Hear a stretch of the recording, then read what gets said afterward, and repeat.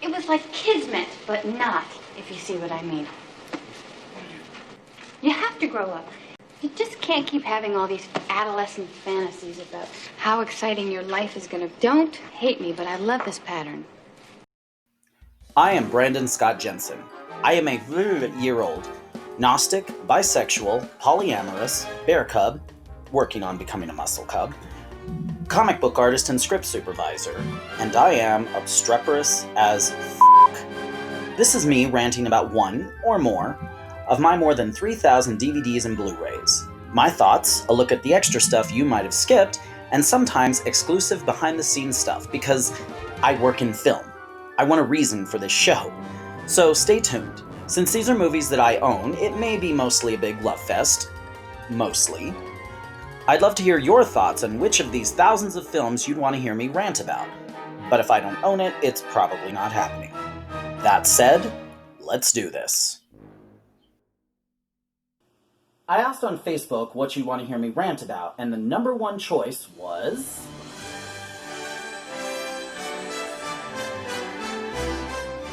Okay, disclaimer, I originally wrote this to be a 10 to 12 minute rant about my second favorite movie of all time, but the thing is, I know people in the animation industry, and I am fortunate enough to have connected with one of the lead animators on this film. He was the lead on Anastasia herself, Dimitri, Rasputin, and the Schoolmarm. He has tremendous insight into this film. So as this is my first video, it'll be longer, possibly, and probably more insightful than some of my others. But I wanted to do this one up right, so I hope you enjoy. In the 1990s, we had something called the Disney Renaissance. This was a series of pretty much every hand-drawn film that Disney released, starting fairly inarguably with The Little Mermaid in 1999, although there is some discussion that it began with The Great Mouse Detective in 1986, or possibly Roger Rabbit in 1988, and it ended pretty arguably with Tarzan-ish. Mulan?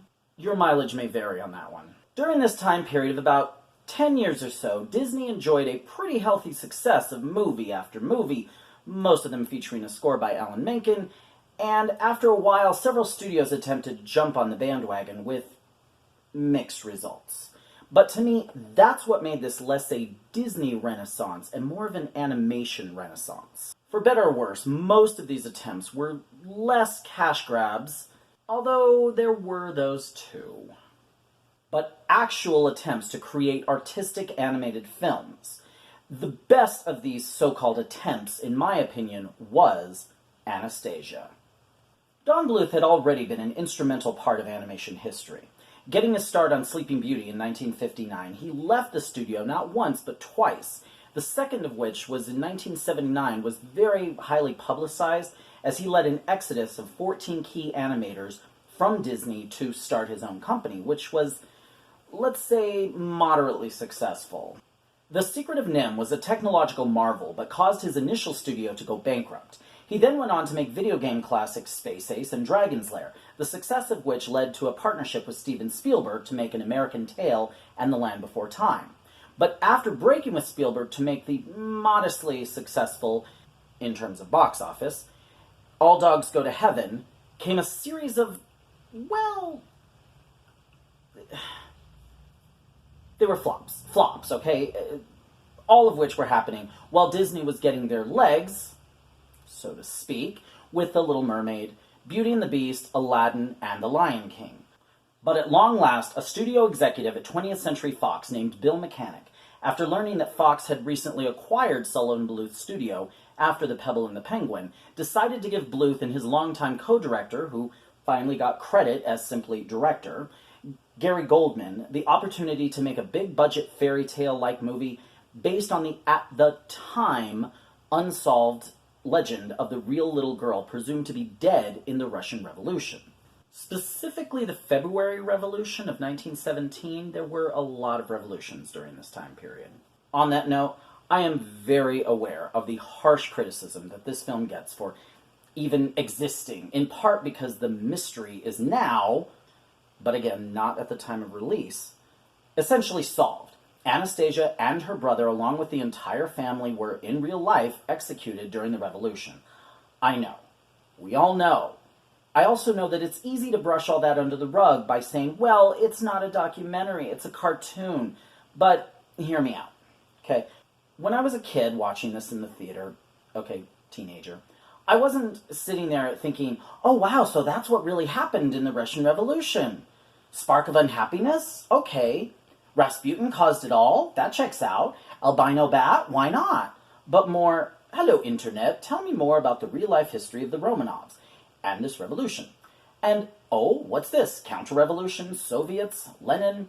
And I will also say that this research made the Broadway musical, which of course I saw when I was in New York, all the more enjoyable as it restructured the story, added 14 to 24 songs if you count reprises, removed a key character from the film, and replaced him with a new one. It was amazing. I loved the film for what it is, and I loved the play for what it is. Things can exist at the same time and be appreciated for what they are. Ahem. But if you're going to let the fact that it's not historically accurate ruin your love of a great overall story, even and especially if you look at it as that, a story, then I don't know what to tell you. I guess it could be considered somewhat irresponsible, but it's not as though the filmmakers didn't do their homework. So you can enjoy it for what it is, or you can decry it for what it isn't. I choose the former. All that being said, this is the perfect time to bring in the man himself who was present for all of this. Mr. Len Simon. So, past Brandon, who inexplicably wore a Cuddle Monster shirt to this very important interview, maybe ask Mr. Simon about his time with Don Bluth during this very important time in animation history. I wanted to go to the Sheridan College. They had a international summer school program, mainly for professionals. So if you have a little bit of history, you could get in there. Basically what it is the year course squished down into the summer. Oh. So I took all my exams early in high school so I could leave, go to college. Did my first year there, and then got a call from Don Bluth Studios. They were looking for graduates or students to help out at the end of All Dogs Go to Heaven. We started a film called Rockadoodle. I took the opportunity, got plucked out of the college, went over to Ireland with 10 other people, and I think 2 of us stayed after our contracts. So went from being a breakdown artist, got promoted to animator, had a rocky start there, but after a few months being an animator, got promoted to directing. So I think it was before my 20th birthday. So I had this whole big, like 10-year plan of how my career was going to go, and I sort of came to this spot after a year, and I'm going like, okay. Since behind-the-scenes history is so fascinating, I am basically going to fly through the story for those of you who haven't seen it in a while, so we can get to more stuff with Mr. Simon. Now, the story is that of Anya, an 18-year-old woman who suffered head bump amnesia at age 8 and doesn't know that she is, in fact, the long-lost princess/duchess that the entire country is singing about. Somehow, she grows up in an orphanage, and after looking for a sign and meeting a dog... Fun fact that great Carrie Fisher did a rewrite for this scene. And we'll get into the dog a little bit later.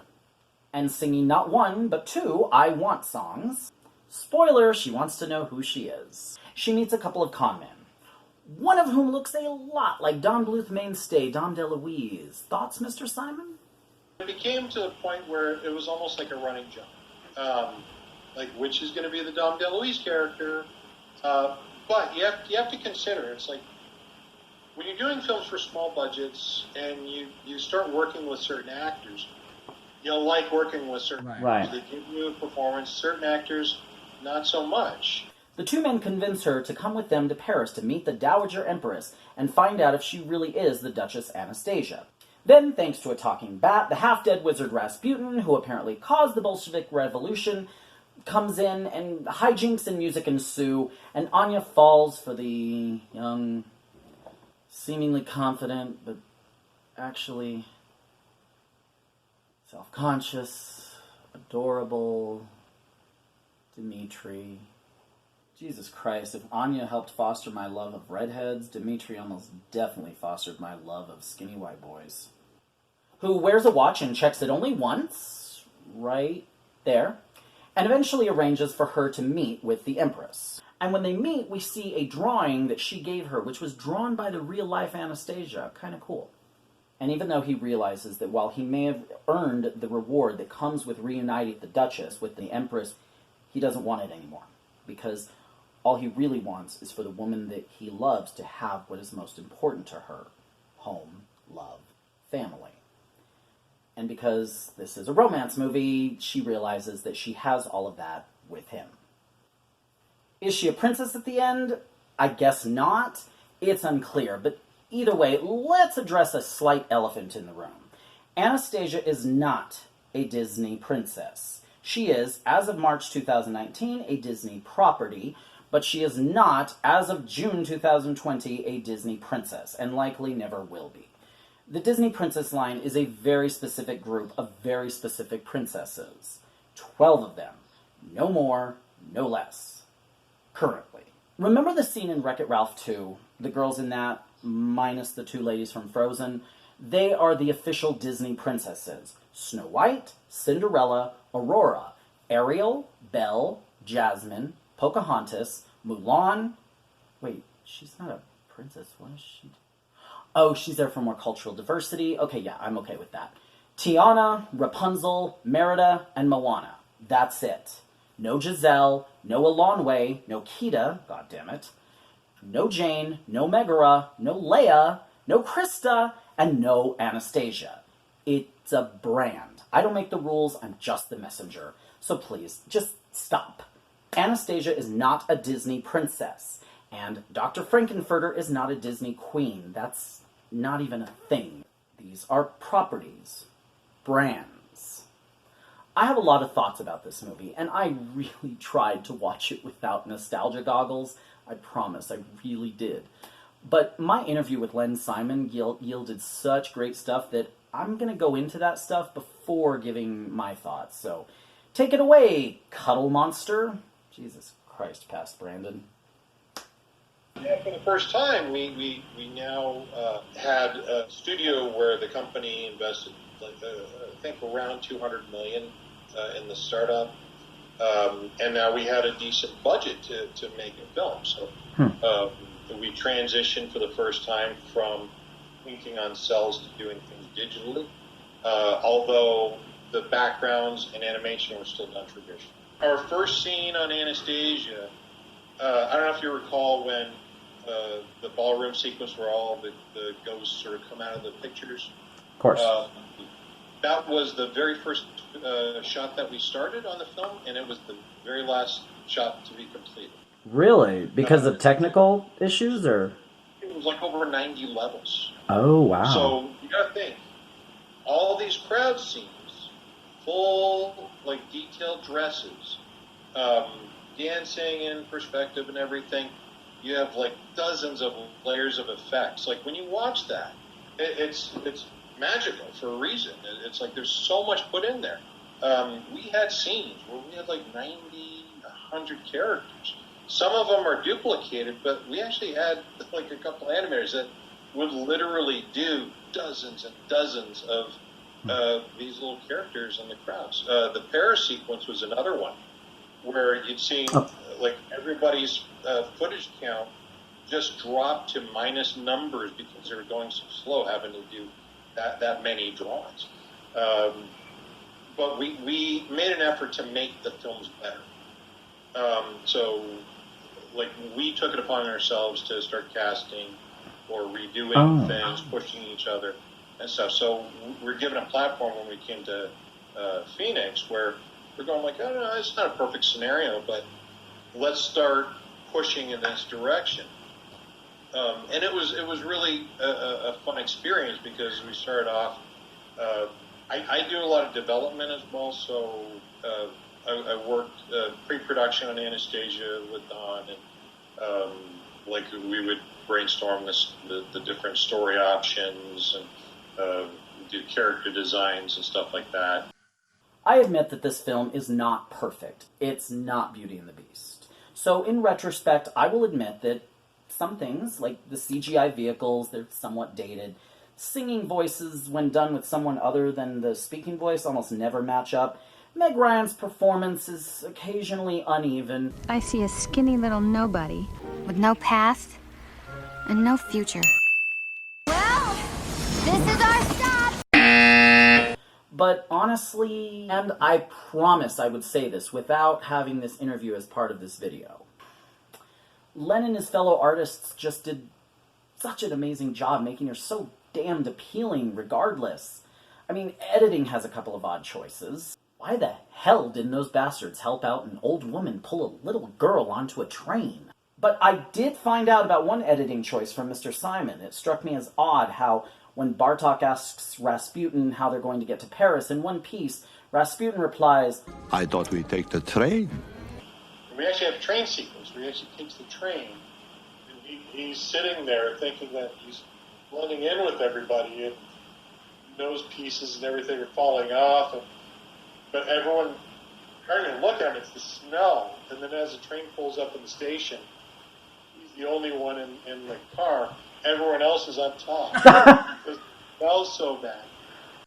To be honest, Rasputin was not my favorite part of this story. The film may very well have been my number one favorite film of all time, with a different villain.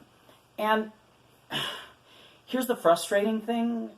The film did originally have a much darker villain. He was a character named Maltov, with a dog whose name I don't remember. I'll put it right here.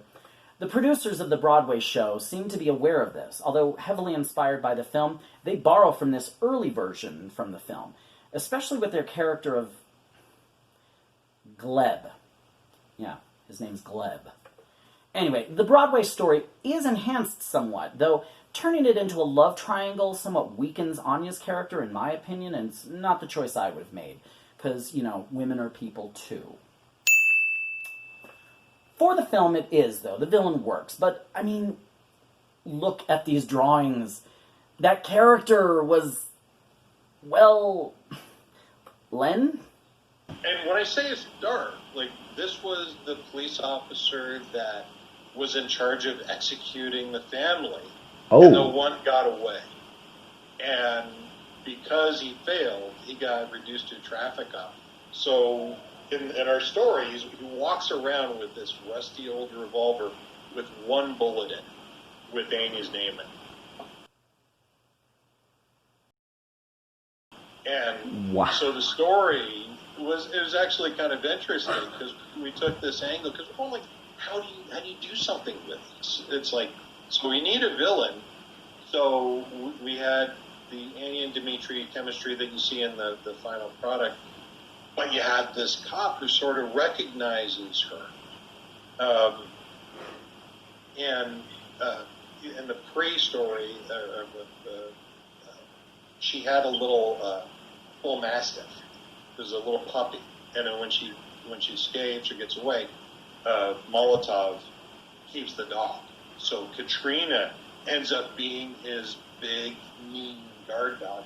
And we use that character as a pivotal point where we turn the tables close to the climax, where he has her, like in a bar, and he's playing Russian roulette with his one bullet clicking and everything. And then the dog, like, recognizes her and attacks Molotov, and then the barn burns down, he escapes, or she escapes and everything. And it was really, really dark, but we had such fun. The film, as it is incredible, but holy freaking what? Her name was carved into a bullet? I mean, I want to visit the alternate timeline where that movie was made instead of this one to see if I like it better than this film. Still, you know, the character development, it is solid, especially for the mains. And speaking of that, for a film to be one of my top 10 favorite movies of all time, which this film is, it's number 2, there has to be a moment in it, a moment that just... Okay, truth time. I bawl like a little baby at almost every movie ever made whenever the director wants their audience to cry. Even in my work as a script supervisor, where I am constantly looking for details and inconsistencies in films, I am a horrible movie date. Take me to live theater or something. I am very susceptible to this. But when a movie just breaks down everything within me and absorbs me into its world, where I'm no longer part of the audience, but part of their world, that's... forgive the smulch. That's movie magic. And Anastasia, for me, has a few. The nightmare scene, their first waltz, which was animated by Len Simon, when they say goodbye, the kiss at the end with the shooting star. But this is the moment. You saved her life and mine, then you restored her to me, yet you want no reward. Not anymore. Why the change of mind? It was more a change of heart. Anya is not even in this scene, but the look on his face when he admits it's not a change of mind, but a change of heart that stops him from collecting his reward that he is entitled to. That subtlety you don't often get in a movie that is supposedly made for kids. And that scene was drawn by Len Simon. That's a fact I verified after I wrote this section of my rant. The man is an incredible artist who I don't think gets enough credit. I mean, yes, Don Bluth is an important part of animation history, and we love to remember great directors. Tim Burton, Steven Spielberg. They're important, but without great artists like Len who understand that their job might not be to get the glory, but is vital to the final film, we wouldn't have moments like this. These animators, many of whom are now friends of mine, they don't get enough credit. They don't. The media will talk about the voice actors, but the animators are actors with pencils. Or styluses. They create the performances with which we fall in love. And Len talks about some of the artists with whom he works, so go ahead, please. But as long as you're open to learn and know that you still have room for improvement, you can improve. Once you think you've got it is usually when you lose it. When you don't, right. So going over to Phoenix, I'm really proud of the guys that moved up the chain, like Renato dos Anjos, who's now the animation director over at Disney. Oh. So he's made a really big name for himself. I was really happy with his progress and stuff, and giving a few people an opportunity to grow, and it became less for me. So where I would sit there and you'd have to do, like, these same few people have to do all the key scenes. Now I could spread that out and give other people more of an opportunity and stuff. So it's just a different mentality. Before I go, we have got to talk about the live-action reference in this movie. Now, back in the day, there was a lot of talk about live-action reference or rotoscoping. For those of you not in the know, live-action footage was shot for this film. Virtually all of it. Even Bartok and the School Marm? Yeah, the School Marm, everything. Really? Even the School Marm? Yep. Footage. Bartok even had live action. Bartok, wow. Very interesting. All the little nuances and stuff, like, yeah, that all comes from, like, what it does, it saves you on the thumbnailing. Sure. And that whole pre-animation stage that you normally take. Okay. And then, well, okay, rotoscoping is where the live-action footage is slavishly traced onto paper and cleaned up and colored. Supposedly, Disney has never done this. Ahem. But a real animation artist knows how to use the frames as reference, head position, angles. Maybe you particularly suck at hands. I'll let Len explain it. The reason that I think live-action reference is necessary or good when you're doing movies like with this look and feel is think about who's drawing and animating the characters. If you have 28 male animators and you say animate and walking in and doing this action, no two are going to look the same. Right. The model we can actually have look exactly the same, but one guy can make her look really sexy because this is how women walk. Another guy is going to go well, I walk like this, so this is how I animate walk cycles. Some will look at the Preston Blair book and go, okay, this is how you do a walk cycle. Some people just aren't comfortable getting into the mindset or the head of a 19-year-old or 18-year-old girl. Right. So the translation ends up breaking apart the seamlessness of that character. So by shooting live action reference, what we can do is work with that performer to get mannerisms that the character will do, little things she does when she gets excited, little looks that she'll do, but you get a consistent performance from one person. Right. Okay. Then you can give it to 30 different animators, and hopefully, if you have one lead, they can talk about how to analyze and how to translate those so you have something that's believable on the screen. It's reference for me, so if the character's doing a weird action and it doesn't contribute to the point of the scene, I lose the action. And my biggest test was John Pomeroy came over when we were at Thumbelina. In Ireland, he came over and stepped in for Gary and was working with all the animators. And there's a sequence where she's singing about the sun. Yes. And Dimitri comes up beside her, and then she goes into this ice skating thing. Yeah. With Cornelius. I call him Dimitri. See, two characters look the same. Yeah, so she's dancing or skating with Cornelius. So I did that whole section. Okay. But there's live action for like a couple of scenes. We only had a section of the scene for live action. So my test was John Pomeroy was looking at my scene. He was going, "Can I see the live action for the scene?" I brought over the stats. He was going, "No, where's the beginning of the scene? The first half." I'm going, "There's no first half." He's going, "You did that?" So part of it, like one of them was like the Cornelius running around her and then sitting down. That whole beginning. I remember. Was freehand.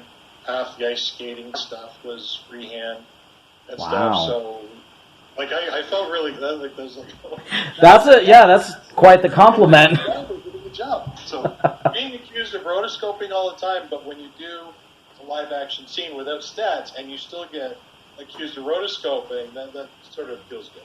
This is the same as doing life drawing. Right.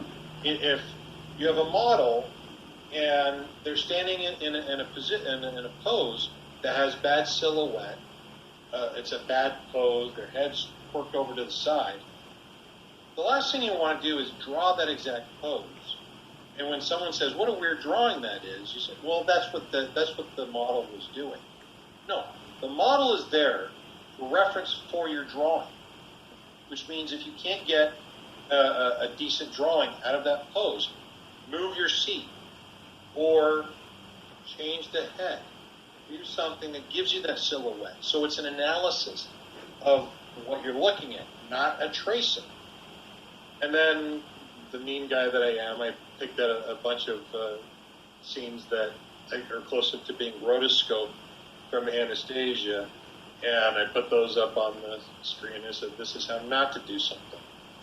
And a lot of moans and groans in the audience and stuff because it's the whole entire animation staff. And a couple people came up to me and said, "You know what, that was kind of a low shot, a low blow."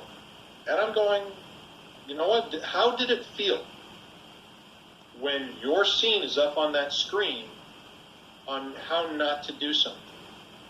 Well, it was embarrassing. It felt really bad. I said, "Is that the best job you could have done, or did you take a shortcut because you either wanted to get a bonus or you wanted to get the scene out off your desk?" I said, "Did you take the care that it takes to make that scene the best scene it could possibly be on this film?" And they were like, "Well, yeah, well." Right. He says, it was a justified comment. This movie may be appropriate for kids. And yes, kids may have been in consideration for a lot of the decisions made. I mean, that's why she didn't, have the part with the bullet. But it is not just a kids movie. It's not just a cartoon. It's not a musical. It's not even an animated movie. It is a feature film. And it, like I said, is my second favorite feature film of all time. This video is already super long, but I gotta say, for anyone who has watched this far into it and is more of a super fan who wants to get super nerdy with Anastasia stuff, Anya, in this test footage, which was animated by Don Bluth, has her little pal as a ferret. And that was early on. It turns out the decision to change it to a dog named Puka was made pretty early, but Puka was not always this little, whatever kind of dog he was supposed to be. Even Len didn't know, but he was originally a wolf puppy. Yeah, several scenes were already animated, but... So this is one of those rumors that people say, like, oh, the characters are designed after toys on all these films and stuff. And they make the toys first, then they do the merchandise, then they do the character designs and blah, blah, blah, blah, blah.